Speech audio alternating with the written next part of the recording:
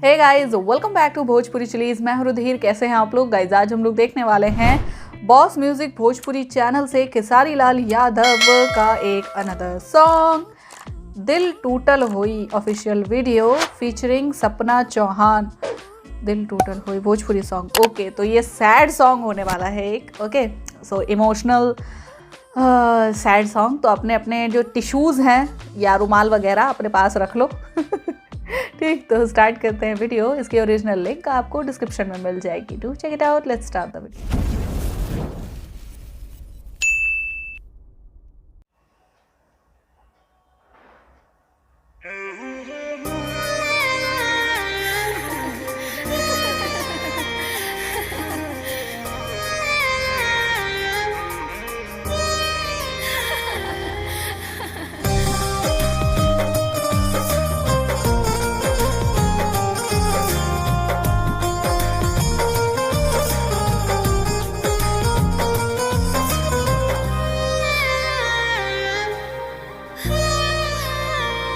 केहू रोए केहू हंसे केहू के आज घर बसे। हाँ, केहू रोए केहू हंसे केहू के आज घर बसे। केहू के नसीब तो फूटल हुई, केहू के नसीब तो फूटल हुई,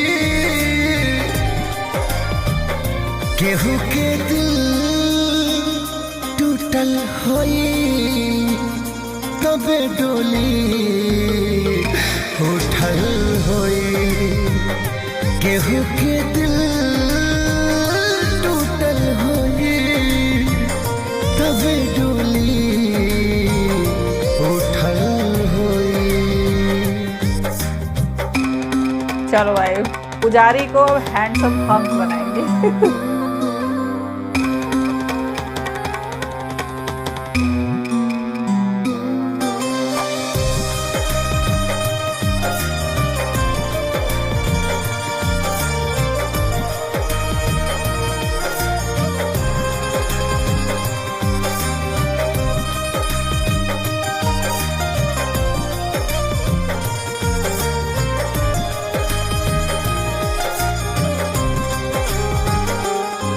केहू सजाता संवरता, केहू प्यार के मार से मरता, जुदाई के राग में जरता, भीतरे भीतरे आह भरता।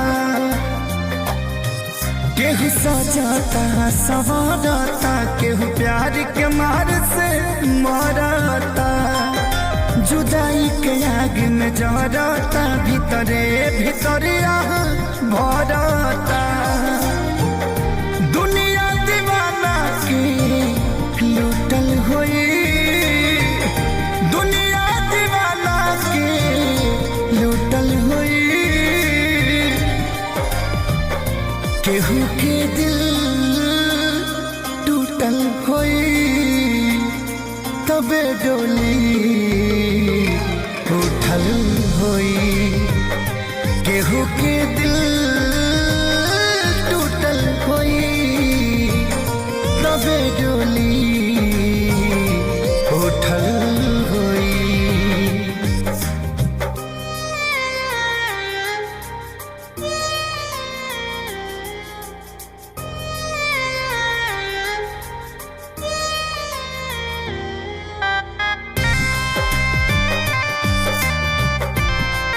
भाई, ये किससे शादी हो रही है? मतलब इतने अच्छे लड़के को छोड़कर इनसे शादी कर रही है। सरकारी नौकरी है। बड़ियों करहमा जा आवता, न लाज हराबा अखिया में खेसारी से आँख मिलावता।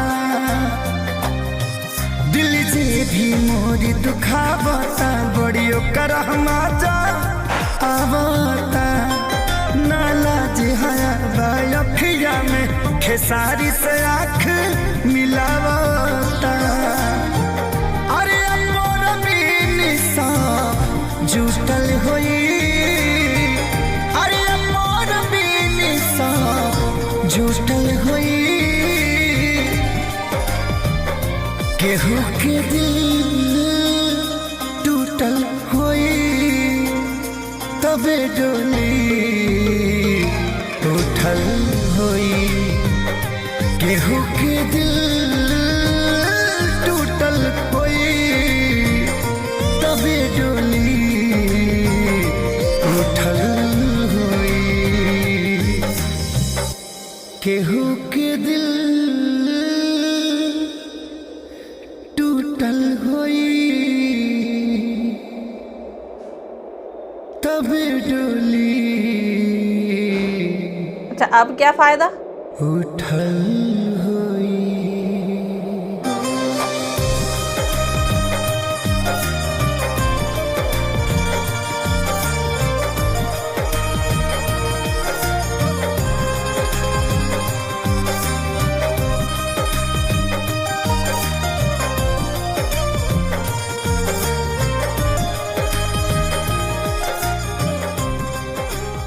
शादी होने के बाद अकल आई? अरे यार, मतलब अगर तुम्हें यही करना था, उसके साथ जाना ही था, तो पहले चली जाती। उस बेचारे सरकारी नौकर की ज़िंदगी ख़राब करने की क्या ज़रूरत थी? मुझे पता, मतलब जब तुम्हें प्यार दूसरे लड़के से है, ठीक है, तुम खुद ने ही अप्रोच किया था उन्हें, है ना। वो तो बेचारे अपना मंदिर में पूजा कर रहे थे, है ना। उन्हें ले गई, पहले पैंट शर्ट पहनाया, है ना, अच्छी तरीके से तैयार किया, अच्छा मतलब अटायर पहनाया, फिर घुमाया फिराया, साथ में हंसी बोली एंड बाकायदा प्यार का इजहार तक हुआ, है ना। सब कुछ हुआ। जब फिर उसके बाद पहली बात तो तुम मतलब माँ बाप के कहने में जाके सरकारी नौकरी से शादी कर रही, है ना। मैं तो सरकारी नौकरी ही बोलूँगी, उसी से शादी कर रही, क्योंकि खेसारी भैया से अलग वो भाई साहब जो थे, सॉरी अगर बुरा लगे तो, मतलब वो भाई साहब काफ़ी अच्छे थे, बट खेसारी लाल भैया की तुलना में नहीं ना। तो इतने अच्छे लड़के को छोड़कर जब तुम सरकारी नौकरी से शादी कर रही थी, तो क्यों कर रही थी? जब तुम्हें प्यार उसी से था। मतलब क्या दिमाग में कुछ केमिकल लोचा वगैरह है क्या है? ओवरऑल यार काफ़ी सैड सॉन्ग है, ठीक है, जोक्स अपार्ट, मतलब मैं इतनी देर से मजाक कर रही थी, लेकिन ये है कि हाँ सैड सॉन्ग काफ़ी है। और वाकई ये होता है आधे से ज़्यादा आजकल, तो मतलब माहौल आजकल ऐसा है कि आधे से ज़्यादा शादियां तभी होती हैं जब किसी ना किसी का दिल टूट रहा होता है ना। लड़के लड़कियां प्यार किसी और से करते हैं, शादी सरकारी नौकरी से करते हैं, है ना। चाहे लड़का हो चाहे लड़की, दोनों ही। तो ये चीज़ है भाई, जब तुम्हें शादी ही नहीं करनी है, एक दूसरे से एक साथ रहना ही नहीं है, तो फ्यूचर प्लानिंग पहले ही क्यों कर लेते हो? है बेबी, हमारा मतलब एक छोटा सा घर होगा, ऐसा होगा वैसा होगा, क्यों कर लेते हो भाई? जब तुम्हें पता है कि लास्ट में आकर मम्मी पापा की मर्ज़ी से ही शादी होनी है ना। हाँ भाई, दुनिया का मतलब वही है, फितूर है, दस्तूर है, क्या करें। सॉन्ग तो काफ़ी अच्छा है, बहुत ही सुंदर सॉन्ग है एंड आई होप आप लोग को रिएक्शन पसंद आया होगा। अगर अच्छा लगा हो देन प्लीज़ लाइक और शेयर ज़रूर करना। मैं मिलूंगी नेक्स्ट वीडियो में।